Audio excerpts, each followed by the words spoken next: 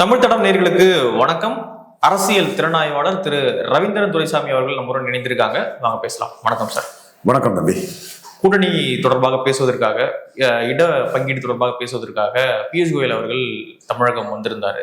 எடப்பாடி அவர்கள் தலைமையில அதிமுகவினரும், பியூஷ் கோயல் அவர்கள் தலைமையில பாஜகவினரும் எவ்வளவு தொகுதிகள் அப்படின்றத பேசியிருந்தாங்கன்ற தகவல் வருது.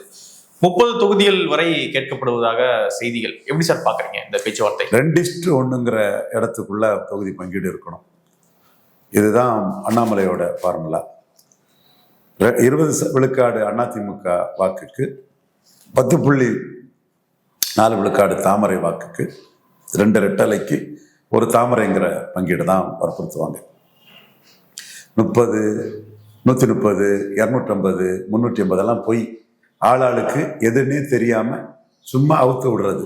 இன்னைக்கு பல டிவி வந்துட்டு, பல தொலைக்காட்சிகள், பல பத்திரிகைகள் சொல்லும் போது பக்கத்தை நிரப்புறதுக்கும், செய்தி நேரத்தில் ஒரு செய்தியை போடணும், பரபரப்பு கொடுக்கணுங்கிறதுக்கும் அன்கன்ஃபார்ம்டு நியூஸை பலரும் போட்டுட்டு இருக்க வழக்கமாயிட்டு. முந்தைய காலகட்டத்தில் ஒரு அன்கன்ஃபார்ம்டு நியூஸை போட்டால் அது கன்ஃபார்ம் ஆகணுங்கிறத கிரெடிபிலிட்டி எல்லா ஊடகத்துக்கும் இருந்தது. இன்னைக்கு ஊடக போட்டியே பெரிய அளவில் வந்ததுனால ஏதாவது ஒரு செய்தியை கொடுத்து பரபரப்பாக்கணும்னு ஒருத்தன் 70 சீட்டு போட்டிருக்கான், ஒருத்தன் 50 போட்டிருக்கான், ஒருத்தன் 30 போட்டிருக்கான். என்னை பொறுத்தளவில் பாஜக 2:1 இதை வற்புறுத்துவாங்க, பலத்துக்குரிய பங்கீடுன்னு வற்புறுத்துவாங்க. இதை நான் கற்பனையாட்டு சொல்லலை. அமித்ஷா 23-18 மதுரையில் சொன்னார். எல்லாருக்கும் தெரிஞ்சது, ஓப்பனா அதை சொன்னதுதான். அப்போ எடப்பாடியும் 41 விழுக்காடு எங்கள்கிட்ட இருக்குங்கிற ஒரு கிளைம் வச்சார். அப்பவும் நாம சொன்னோம், அந்த வாக்குக்குரிய சீட்டு கொடுத்தாதான் அந்த வாக்கு வரும். இப்போ நீங்க 11.4 விழுக்காடு வாக்குக்கு ஒரு 10 விழுக்காடுக்கு உள்ள சீட்டை கொடுத்தாதான் அந்த வாக்கு டிரான்ஸ்ஃபர் ஆகும். அது இல்லாம பாஜக ஓட்டே டிரான்ஸ்ஃபர் ஆகாது. உங்களுக்கே 3% தான் ஓட்டு இருக்குன்னு சொன்னா மீதி ஓட்டு ஸ்டாலினுக்கு டிரான்ஸ்ஃபர் ஆகும். சீமான் அதை குறி வச்சு நகர்றாரு. 6 பிராமின் கேண்டிடேட்டை போடுறாரு. பாரதியாருக்கு பாரத ரத்னா கேட்கிறாரு, வாபுசிக்கு பாரத ரத்னா கேட்கிறாரு, பெரியார் மண்ணல்ல பெரியாரே மண்ணுன்னு அவரு களத்துல ஆடுறாரு. என்டிஏ விட்டுட்டு போன விக்கிரவாண்டியில நின்றுகிட்டு, என்டிஏ விட்டுட்டு போன ஈரோடு கிழக்கு களத்துல நின்று அவரு ஒரு ஹீரோவாட்டு கொலை நாய்கள் களத்தை விட்டு ஓடிட்டாங்கன்னு அடிச்சு விளையாடுறாருன்னா, களத்துக்குள்ள நான் நிற்கிறவன்னு அந்த என்டிஏ 18 விழுக்காடு வாக்குக்குள்ள அவரு ஒரு குறிய வைக்கிறாரு. இப்ப பிஜேபி 11.4 விழுக்காடுக்குள்ள குறி வைக்கிறாரு. விஜய் அவர் குறி வைக்கலனாலும் கூட அவருக்கும் ஒரு ஷேர் போறதுக்கு வாய்ப்பு இருக்குது. அவர் புதுசா வராரு, அவரை விட்டுருவோம். ஏற்கனவே கலைஞரும் மோடியின் ஒரு நாணயத்தின் இரு பக்கங்கள்னு கலைஞருக்கு மோடிக்கு 2014 விழுந்த வாக்குல ஒரு 6 விழுக்காடு வாக்கு கலைஞர் தலைமைக்கு விழுந்தது. இது மைக்ரோவா பார்த்தா தெரியும், மோடிக்கு தெரியும். கலைஞரும் நாணயத்தும் ஒரு நாணயத்தின் இரு பக்கங்கள் தான் நாம 2 வருங்கிறது மோடிக்கு தெரியும். கலைஞர் அளவு சமூக நிகழ்வுகளை குஜராத்திலையும் டெல்லியிலையும் தாங்கி நின்னவர் மோடி அவர்கள். அப்ப ஸ்டாலினுக்கு அந்த ஸ்டாலினுக்கு சமூக நிகழ்வு இல்லை, ஒரு சீஃப் மினிஸ்டருக்கு மகன், அந்த இது இல்லை அவருக்கு. பிறக்கும்போது வளரும் போதே ஒரு சிஎம்முக்கு மகனா, அமைச்சருக்கு மகனா, எம்எல்ஏக்கு மகனா வளர்ந்து வந்தவர் மு.க. ஸ்டாலின் அவர்கள். ஸோ இந்த ஒரு நாணயத்தின் இரு பக்கமா 2 வரும் இருந்த சூழ்நிலையில 6 விழுக்காடு வாக்குகள் மோடியை பிரதமர் ஏத்துக்கிட்ட மக்கள் 2016 கலைஞர முதல்வர்னு ஏத்துக்கிட்டாங்க. அப்ப இந்த 18க்குள்ளையும் இந்த 11.4 பாஜக வாக்குக்குள்ளையும் உரிய இடத்தை எடப்பாடி கொடுக்கலன்னா இந்த ஓட்டு தன் தலைமைக்கு வராது. அது ஸ்டாலின் தலைமைக்கு போயிரும், சீமான் தலைமைக்கு போயிரும், புதுசா வரக்கூடிய விஜய் தலைமைக்கு கூட போகலாம். நான் விஜய் தலைமையை பொறுத்தவரையில எம்ஜிஆர் ஜெயலலிதாவை சொல்றதுனால இந்த 18க்குள்ள இருந்து வர்றதோட எடப்பாடி எடுத்த 23க்குள்ள இருந்து விஜய் கொஞ்சம் வாக்கெடுப்பார் நான் கணிக்கிறேன். அது நாளைக்கு 26 தேர்தல் முடிவுல தான் அது சொல்லும். இவங்க 2 வரையும் நான் எப்படி கணிக்கிறோம்னா, வெளிப்படையா அவங்களோட அரசியலை வச்சு சொல்றேன். நடந்த விஷயத்துல திமுக கழகம் 6 விழுக்காடு எடுத்ததும், சீமான் முக்குலத்தோர் ஓட்டை குறி வைக்கிறாரு, இந்து நாடார்கள் வாக்கை குறி வைக்கிறாரு, வெளிப்படையா பிராமணர்கள் ஓட்டை சீமான் குறி வைக்கிறாரு. அப்ப இந்த சூழ்நிலையில பலத்துக்குரிய சீட்டு கொடுக்கலன்னா இந்த வாக்குகள் எடப்பாடி பழனிசாமிக்கு டிரான்ஸ்பர் ஆகாது. மேலும் இங்க எடப்பாடி பழனிசாமி முதலமைச்சராக நிற்கும் போது விஜய் அவர்களும் அந்த 23 விழுக்காட்டை குறி வச்சு மக்கள் தலைவர் எம்ஜிஆர், புரட்சி தலைவி ஜெயலலிதா அம்மையாரை முன்னிறுத்தி அத்திக்கடவு அவிநாசி திட்டத்துல எம்ஜிஆர் ஜெயலலிதா புகழ எடப்பாடி மறைக்க பார்த்தாருங்கிற செங்கோட்டையனுக்கு மேற்கு மண்டல அமைப்பாளர் கொடுத்து, அவரும் அந்த கூட்டணி கட்சிகள் நிற்கக்கூடிய தொகுதியில விஜயகாந்த் விசிக மதிமுக தொகுதியில கருப்பு எம்ஜிஆர் அபிமானிகள் ஓட்ட கரைச்சி எடுத்தது மாதிரி மற்ற தமிழிசை நயினார் நிற்கக்கூடிய தொகுதியில அதிமுக வாக்குகளை விஜய் கரைச்சி எடுத்துருவாரு. ஸோ அதைத்தான் இன்னைக்கு விஜய் வரணும்னு இவங்க அந்த ஆபத்துக்கு பயந்துதான் இவங்க கேட்குற ஒரு சூழ்நிலை இன்னைக்கு வந்திருக்குது. இத்தகைய சீட் கன்வெர்ட்டபிலிட்டி டிரான்ஸ்பரபிலிட்டி இல்லாத சூழ்நிலை, சீட் கன்வெர்ட்டில் இருக்கணும்னா உரிய இடம் கிடக்கணுங்கிற லெவல்ல 2029 எடப்பாடி மோடியை கலத்தி விடாம இருக்கிறதுக்காக பலத்துக்குரிய சீட்டு வேணும்னு அண்ணாமலை டெல்லி பாஜக தலைமையிட்ட சொல்லியிருக்கிறாரு. அந்த அடிப்படையில் 70 சீட்டு கோயில் கேட்கிறாருங்கிறது வரும். 67 சீட்டு கேட்கறதா எனக்கு சுதாகர் ரெட்டி தரப்புல இருந்து ஒரு தகவல் வந்தது. ஸோ இந்த முறை பாஜக 2019 அவங்க கூட்டணி சேரும் போது பாஜகவின் பலம் தமிழக அளவில் 2.7, பாரிவேந்தருக்கு 40, தேவநாதனுக்கு 20ன்னு கேண்டிடேட்டே போட முடியல. சீமானுக்கு கீழே நோட்டாவுக்கு கீழே போனாங்க. ஆர்கே நகர்ல எல்லாரும் தான் காரணம், எல்லா பாஜக தலைவர்களும் தான் காரணம். அப்போ அவங்க 5 சீட்டை வாங்கிக்கிட்டு தேமைன்னு போனாங்க. 5 தொடர்ந்து 20 அசம்பிளி சீட்டோட எடப்பாடி கன்ஃபைன் பண்ணிட்டாரு. அதுக்கப்புறம் நகர்ப்புற உள்ளாட்சியில கூட்டணி முறிஞ்சது. டெல்லி பணபலத்தோட அண்ணாமலை 3வது தலைவராக நிரூபிச்சாரு. அண்ணாமலை தான் வருவார்னு ஆதன் மாதேஷ்கிட்டே நான் சொன்ன பதிவும் இருக்குது. தென் மக்களவை தேர்தலையும் சீட் ஷேரிங்கில் கூட்டணி முடிஞ்சது. அண்ணாமலை எடப்பாடியை பல இடங்கள்ல பலகீனப்படுத்தினாரு. அண்ணாமலை அணிக்கும் எடப்பாடி அணிக்கும் உள்ள வித்தியாசமே 5 விழுக்காடு தான். அப்ப தேமுதிக இல்லாம புதிய தமிழகம் விலகிய நிலைமையில முபாரக் மட்டுமே இருந்த சூழ்நிலையில 2ஆம் இடத்தை தக்க வைக்கிறதுக்கு தனக்கு எதிராக அணி அமைக்கக்கூடிய சக்தி படைத்த பாஜகவுக்குள்ள எடப்பாடி பழனிசாமி, சீமான் சொல்ற மாதிரி மக்களவை தேர்தலே வராதவர், என்ன பிஎம்ஓ அண்ணாமலை சிஎம் கேண்டிடேட்டா ப்ரொஜெக்ட் பண்ணிடுவாருன்ற அச்சத்துக்குள்ள அவரு பாஜகவுல வந்திருக்கிறாரு. எந்த கண்டிஷன்லயும் வரல. ஸோ அவர்கிட்ட உரிய இடம் வாங்கலைன்னா 24 மோடியை கலத்தி விட்ட மாதிரி 29 கலத்தி விடுவாருங்கிறது தான் என் போன்றவர்கள் பிஎம்ஓ கொடுத்துருக்க. இது அண்ணாமலையும் அதைத்தான் முன்னெடுத்துட்டு போறாரு. எடப்பாடி டஃப் பார்கெய்னர், அவர் எப்படி பார்கெயின் பண்ண போறாருங்கிறது நம்ம பொறுத்திருந்து பார்க்கணும். இதுல 70 சீட்டு பாஜக கேட்கறாங்க அப்படின்னா பாமகவுக்கு எத்தனை சார் ஒதுக்குவாங்க?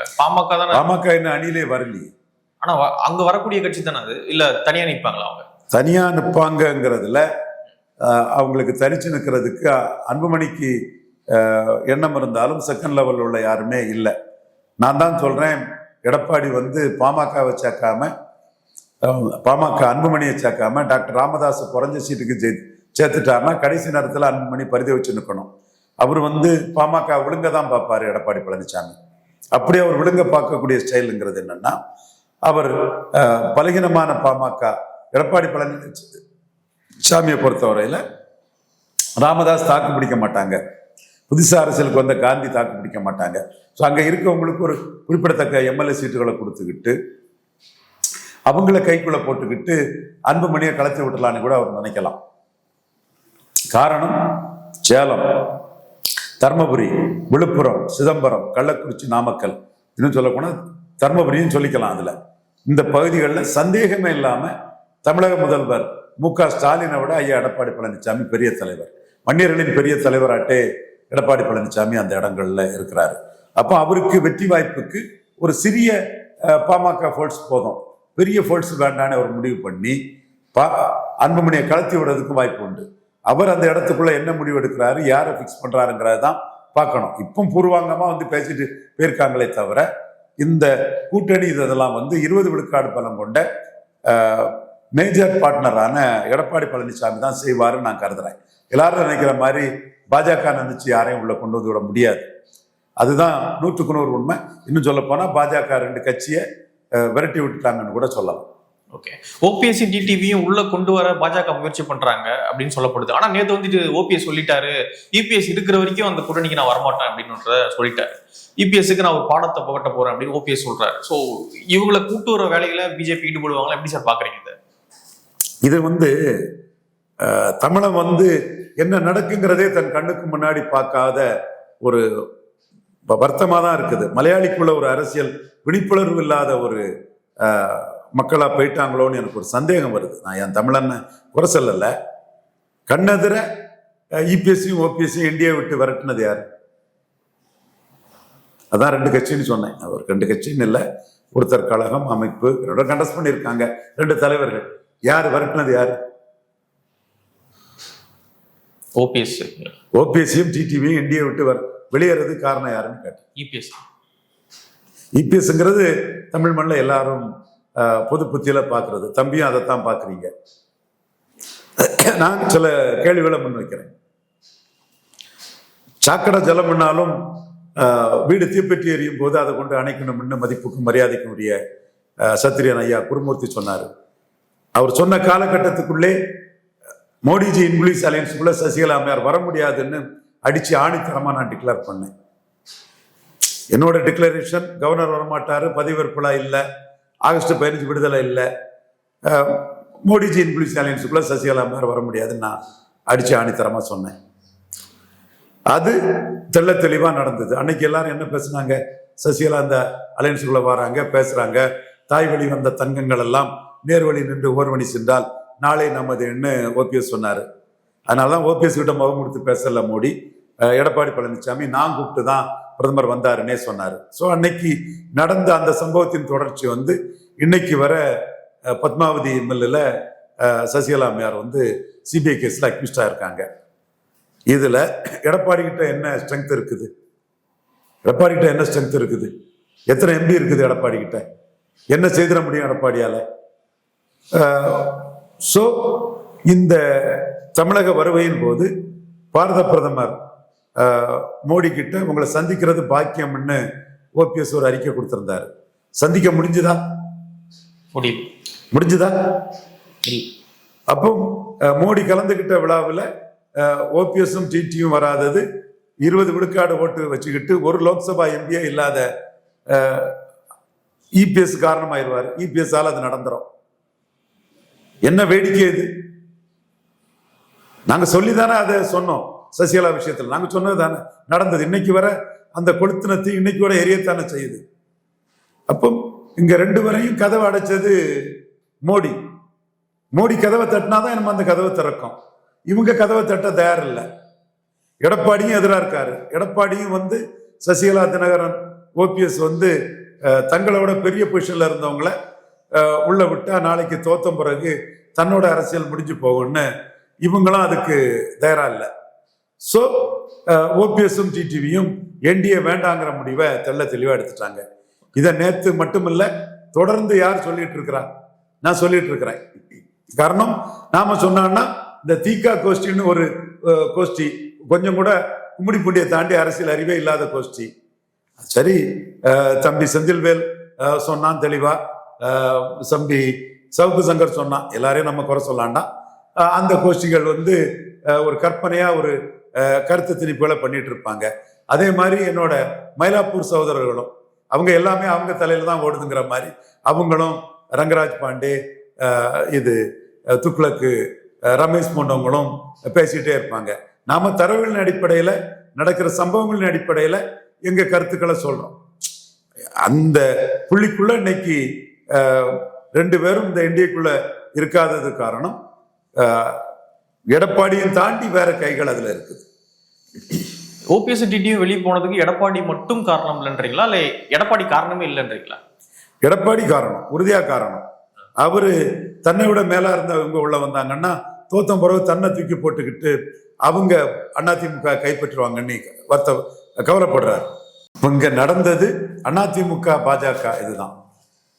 முபாரக் தவிர யாரும் எடப்பாடி கிட்ட இல்ல. 20 விழுக்காடு ஓட்டு தான் எடுத்திருக்கிறாரு. பெரிய ஃபால். தென் மாவட்டத்துல சீமானோட 30,000 ஓட்டு, அவருக்கு 7 கேண்டிடேட்டுக்கும் ஓட்டு குறைவு. விளவங்கோட்டுல 4வது போயிட்டாரு, கன்னியாகுமரியில 4வது போயிட்டாரு, அதிமுக ஆட்சிக்கு வந்த புதுச்சேரியில 4வது போயிட்டாரு. வேற கூட்டணிக்கு ஆள் இல்லாம இவருக்கு எதிராக அணி அமைக்க சக்தி படைச்ச பாஜக கூட இவர் கூட்டணிக்கு வந்திருக்கிறாரு. பலத்துக்கேற்ற பங்கீடு தான் இன்னைக்கு கோயல் கேட்டிருக்கிறாரு. மோடியும் அதைத்தான் சொல்லிவிட்டு இருக்கிறாரு. பலத்துக்கேற்ற பங்கீடு இல்லைன்னா அண்ணாமலையை சிஎம் கேண்டிடேட்டா சொல்லி இந்துத்துவா முன்னெடுத்து பாஜக போக தயங்க மாட்டாங்க. ஏன் இவரை வச்சு ஜெயிக்காது சீட்டு, ஜெயிக்காத இவரை வச்சுக்கிட்டு 4% ஓட்டுக்குள்ள சீட்டை வாங்கிட்டா இவரு கதையை விடுவார், காதுல தேனை தடவாரு, பூவை சுத்துவார். கொஞ்சம் பேர் இருக்கானுங்க அவருக்குன்னே வக்காலத்தை வாங்கிறதுக்கு. ஏற்கனவே சசிகலா விஷயத்துல மொக்க வாங்கிட்டு போனவன் தான் நம்ம கிட்ட. ஐயா ராஜகோபாலன் சொல்லல, நீ ஜெயித்திட்ட தம்பின்னு சொன்னாரு. ஐயா உங்க ஆசீர்வாதம் எனக்கு வேணும்னு ஐயாட்ட ஆசீர்வாதம் வாங்கினேன், அது வேற விஷயம். சோ இப்ப இவரு ஏமாத்துவாரு, டகால்ட்டி பண்ணுவாரு, பார்லிமெண்ட்டுக்கு தாராம்பாரு. இது பார்லிமெண்ட் வேற, அசம்பிளி வராம்பாரு. ஒண்ணும் இல்ல, சீமான் பிரிமிஷன் கேண்டிடேட்டா இருந்தது. சீமானு கீழே இவரு கன்னியாகுமரியிலையும் புதுச்சேரியிலையும் போக இல்லையா? சோ இந்த முறை பாஜக இவர்கிட்ட பலத்துக்குரிய சீட்டு வாங்கலன்னா 29 கலத்தி விட்டுருவாருங்கிற அடிப்படையில தெளிவா வின்னபிலிட்டியும் இல்லைங்கிறதுல சீட் ஷேரிங்ல பாஜக ரொம்ப கடுமையா இருப்பாங்க. சீட் ஷேரிங் இவங்கள நெகோசியேஷன் முடியல. அதுல பாஜக தலைவர்கள் மற்றவங்க இதுல உள்ள எக்ஸ்பர்ட்டுகள்கிட்ட ஆலோசனை கேட்கிறாங்க. நம்மளும் நம்ம ஆலோசனைய பலத்திற்கேற்ற பங்கீடுங்கிறத கொடுத்துருக்கோம். அவர் இல்லைன்னா அண்ணாமலையை முன்னிறுத்தி சொர்ணத்தேவர் குடும்பத்தை சேர்ந்த குமார் பாண்டியன் இவங்கள்லாம் இந்துத்துவாவுக்காக தியாகம் பண்ணது, இன்னைக்கு பூர்ணச்சந்திரன் திருப்பரங்குன்றதுக்காக தியாகம் பண்ணது, இவர் ராமலிங்கம் மயிலாடுதுறையில் தியாகம் பண்ணது, எத்தனையோ தியாகம் பண்ண வீர மறவர்களை மையமா வச்சு இந்துத்துவா முன்னிறுத்தி அண்ணாமலையை சீஃப் மினிஸ்டரா சொன்னா கூட 10 விழுக்காடு வாக்குக்கு மேல கண்டிப்பா கிடைக்கும். ஆனா இனிமே மக்கள் நம்புவாங்களா? நீங்க வெளியே வந்து உள்ள போயிட்டு வெளியே வந்து உள்ள போனா மக்கள் எப்படி நம்புவாங்க? அந்த பிரச்சனை எடப்பாடிக்கு இருக்கா இல்லையா? பாஜகவுக்கு மட்டும் உள்ள பிரச்சனை இல்லைல்ல, எடப்பாடிக்கு இருக்கா இல்லையா? 2 பேருக்குமே உண்டு. அவரு வீழ்ச்சி அடைந்து தோத்து தானே வந்தாரு. பிஜேபியாவது 5 சீட்டு வாங்கும் போது 2.7 விழுக்காடு ஓட்டு தான் இருந்தது. இன்னைக்கு அவன் 11.4 விழுக்காடு. தாமரையில அண்ணாமலை ஹீரோவா 18 விழுக்காடு வாக்கு எடுத்துட்டு இருக்கிறாப்புல. அதை டக்கால்ட்டி பண்ணி பார்லிமெண்ட் வேற, அசம்பிளி வேற. அப்ப சீமான்ட்ட ஏன் அடி வாங்குறீங்க? தென் மாவட்டத்துல ஏன் சீமானு கீழே 4வது போனீங்க? ஏன் விளவங்கோட்டுல சட்டமன்றத்துல சீமானு கீழே போனீங்க? இப்படி சொல்லுவீங்க. 29 எம்பி சீட்டு தாரம்பீங்க. இதெல்லாம் ஏமாத்த பார்ப்பீங்க. இதுக்கு இந்த முறை ஏமாறக்கூடாது, ஏமாற மாட்டாங்கிறதுல நாம உறுதியா இருக்கிறோம். அந்த அளவுக்கு சீட்ல பிடிவாதமா இருந்தாருன்னா உடைச்சுக்கிட்டு அண்ணாமலை சிஎம் கேண்டிடேட்டா சொல்லி இந்துத்துவாக்குள்ள வர்றது பார்ப்போம்னு போட்டு பாத்திர வேண்டாங்கிற கருத்தை தான் நம்ம ஒண்ணுக்கு சொல்லியிருப்போம். வரட்டு பார்ப்போம். இப்போ 70 சீட்டு பாஜக கொடுக்குறாங்க அப்படின்னா எடப்பாடியோடைய தலைமைக்கு கேள்விக்குறியாகாதா சார்? ஏன்னா வந்து 21ல 20 சீட்ல அடக்குனாங்க. அப்படி இருக்கும்பொழுது 26ல அவ்வளவு வளர்ந்துட்டாங்களா? அப்போ 70 சீட் அப்படின்னா எடப்பாடியோடைய தலைமையை கேள்விக்குள்ளாங்களாங்க. நீ 20% ஓட்டு எடுத்து வீழ்ச்சி அடைஞ்சவன் தானே. நீ அன்னைக்கு 40 விழுக்காடு ஓட்டுல இருந்த. அது எம்பி எலெக்ஷன், இது எம்எல்ஏ எலெக்ஷன். அன்னைக்கு 40 விழுக்காடு ஓட்டுல இருந்த. பாஜக 2.7 விழுக்காடு ஓட்டுல இருந்த. ஏன் சீமானுக்கு என்ன பிரிமிஷன் கேண்டிடேட்டா இருந்தது? சீமானு கிழக்குல போனவன் தானே. சீமான் உன்னை கோழை நாய் களத்தை விட்டு ஓடிட்டான்னு அடிக்கிறான்ல. அந்த அளவுக்கு சீமான் தில்லா வந்து ஒரு அங்கீகரிக்கப்பட்ட கட்சி. ஒரு பெரிய அதிமுக எடப்பாடிய விக்ரவாண்டியில ஈரோடு கிழக்குல நிற்காதுல கோழை நாய்கள் களத்தை விட்டு ஓடிட்டாங்கன்னு எடப்பாடி சேர்த்தானே அடிக்காப்புல. விஜய் தான் டார்கெட் பண்ணி அடிக்கிறாப்புல. அந்த அளவுக்கு தானே அதிமுக இருக்குது. விஜயகாந்த் என்ன கோழை நாய் களத்தை விட்டு ஓடிட்டாங்கன்னு ஜெயலலிதா சொல்ல முடிஞ்சுதா? அப்ப வீழ்ச்சி அடைஞ்சது யாரு? எடப்பாடி பழனிசாமி. இந்த விஷயம்லாம் ஊடகங்கள் மறைச்சுக்கிட்டு திராவிடம் தான், திமுக அதிமுக தான் மூடி மறைச்சா அது எப்படி ஒத்துக்கிட முடியும்? ஏன்னா 29 கலத்தி விடுவா, 24 கலத்தி விட்ட மாதிரி அது எப்படி மோடியா மாறுவார்? இப்போ இது எம்எல்ஏ எலெக்ஷனா இருக்குது. எடப்பாடி பழனிசாமி அவர்கள் சிஎம்மா இருந்திருக்காரு, அவங்க ஆட்சியை பார்த்திருக்காங்க. அப்படி இருக்கும் பொழுது இதுலயும் நம்ம அதே நெகோசியேஷன் தான் வைப்போம் அப்படின்னா அந்த கூட்டணிக்கே பிரச்சனை, என்டிஏலே பிரச்சனை வரும் இல்ல சார்? பொது எதிரியான திமுக விட்டுட்டு என்டிஏக்குள்ளே பிரச்சனை போட்டு இருந்தா சரியா இருக்குமா? பொது எதிரி எடப்பாடிக்கு தான் பொது எதிரி. மோடியை பொறுத்தளவுல காங்கிரஸை கலத்தி விட்டுக்கிட்டு ஸ்டாலின் காங்கிரஸ் பிடியில இல்லாம போயிட்டாருன்னா அதுவே நல்லதுதான். நான் வெளிப்படையா ஆனஸ்டா தானே சொல்றேன். சுப்பிரமணிய சாமி, சத்யன் குருமூர்த்தி, இல்ல கணேசன் ஜி, பொன் ராதாகிருஷ்ணன், ஹெச் ராஜாவெல்லாம் எப்படி ஜெயித்தேனா? நான் மோடிக்காக நின்னேன், மோடிக்காக என் கருத்தை சொன்னேன். காங்கிரஸ் பிடியில திமுக போயிடக்கூடாது, அதுதான் முக்கியம். காங்கிரஸ் இன்க்ளூசிவ் அலைன்ஸ் திமுக தான் எதிரி. சும்மா திமுக பொது எதிரி இதுங்கிறது பிரச்சாரத்துக்கு பயன்படும். உண்மையிலே மோடி என்ன நினைக்கிறாரு அதை பார்க்கணும் இல்ல? அப்ப என்ன மோடி ஏமாளியா? நீ மோடி ஏமாத்திட்டு போயிடலான்னு பாக்குறியா? விட்டுருவோமா ஒண்ணு நாங்க? எதுக்கு மற்றவன் தமிழிசைக்கும் நயனா இருக்கும் எம்எல்ஏ ஆகணும், தப்புன்னு சொல்ல வரல. 60 வயசு தாண்டிச்சு, இன்னும் என்ன சான்ஸ் இருக்கு? ஏதாவது எம்எல்ஏ ஆகணும், கூட்டணி வேணும்னு நினைப்பாங்க. அவங்க என்ன ஓட்ட நியாயம் தான், சரிதான். நாங்க பதவிக்காக இல்ல, மோடிக்காக நிற்கிறோம். மோடி ஏமாந்துடக்கூடாது, மோடி ஏமாத்திடக்கூடாது நாங்க நிற்கிறோம். அண்ணாமலையும் கண்டஸ்ட் பண்ணல, அவரும் அதுக்காக தான் நிற்கிறாரு.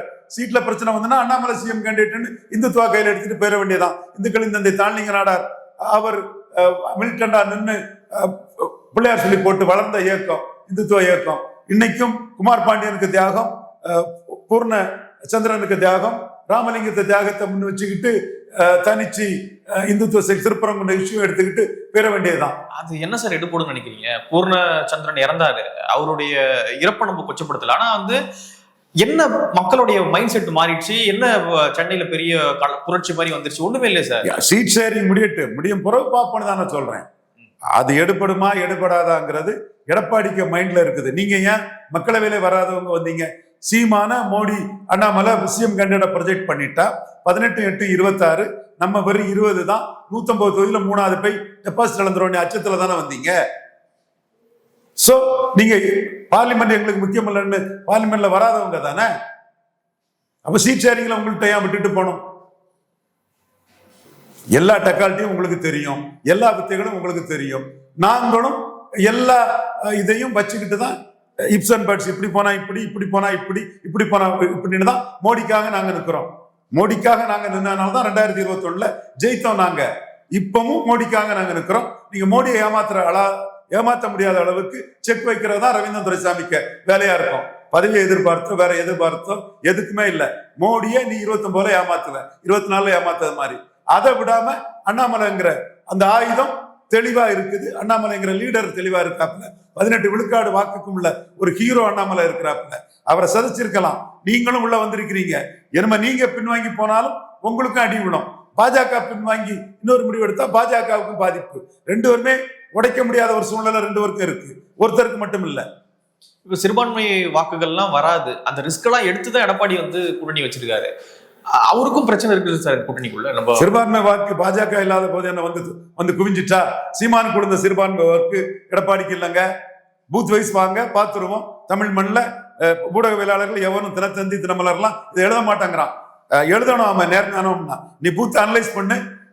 சிறுபான்மை வாக்கு திமுகவுக்கு 90 விழுக்காடுக்கு மேல முஸ்லிம்ஸ் ஓட்டு விழுது. இல்ல எஸ்டிபி எல்லாம் வந்தாங்கல்ல 24 எடப்பாடி நம்பி. நீங்க பூத் வச்சு பாருங்க. எஸ்டிபி இருந்தும் 2வது சீமான் தான் இருக்காரு.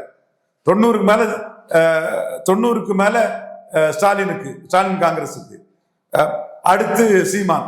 அதே மாதிரி 80க்கு மேல ஸ்டாலின் காங்கிரஸுக்கு, அடுத்து சீமான். 3வது இவர் இருக்காரு. சோ இவருக்கு ஒண்ணு இழக்கிறதுக்கு சிறுபான்மை ஓட்டு இல்ல. பியூஷ் கோயல் சொல்றாரு விஜய் வந்து நம்ம திட்ட வேண்டாம், ஏன்னா வந்து திமுகவுக்கு போக வேண்டிய சிறுபான்மை விட்ட விஜய் தான். உங்ககிட்ட சொன்னாரா?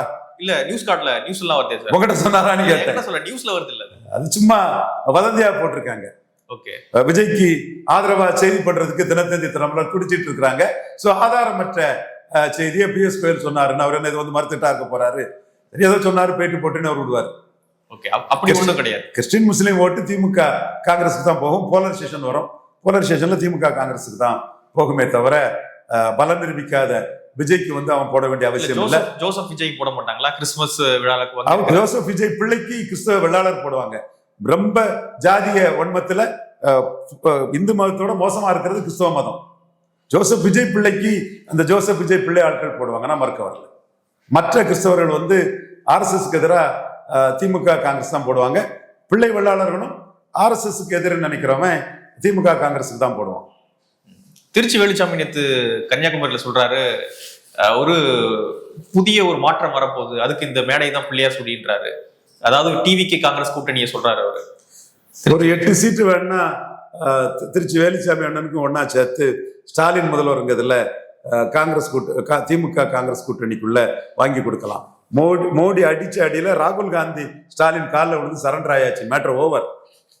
ஓகே, அப்புறம் ஒரு காங்கிரஸ் லீடர் இப்படி பேசுறாரே ஒரு கிறிஸ்துமஸ் மேடையில. அது காங்கிரஸ்ங்கிறது வந்து பிளாட்ஃபார்ம் மாதிரி தான், யாரும் என்னவும் பேசலாம். அதுல ஒன்றும் பெரிய மேட்டர் இல்லை. மாறுபட்ட கருத்துக்களை ரொம்ப ஜனநாயக இயக்கம், அந்த இயக்கத்துக்குள்ள யாரும் எப்படி பேசலாம்.